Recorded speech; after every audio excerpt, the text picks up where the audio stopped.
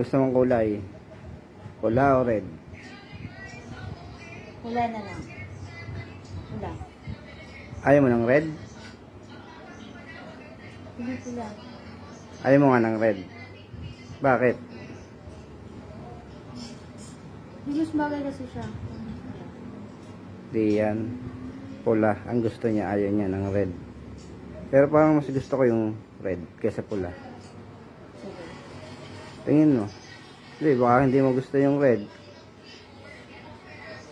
Alin ba yung ano? Ikaw na lang. Ikaw mag-ano. Ikaw, yung pipiliin ko, yung gusto mo. Siyempre, ayaw mo ng red. Gusto mo pula. Sige, red na lang. Totoo na. Sure na yan. Ayaw mo ng... Sige, oo. Kanina pula. Yun na, yun na. Ayaw mo ng red. Sure na yan, finals na. Ano kulay niya? Ayaw nga niya ng red. Gusto niya... Ayaw red nga. Ayaw niya ng pula. Ano kulay niya? Top 3 colors. Hindi, pula. Ayaw nga niya ng pula. Gusto niya red eh.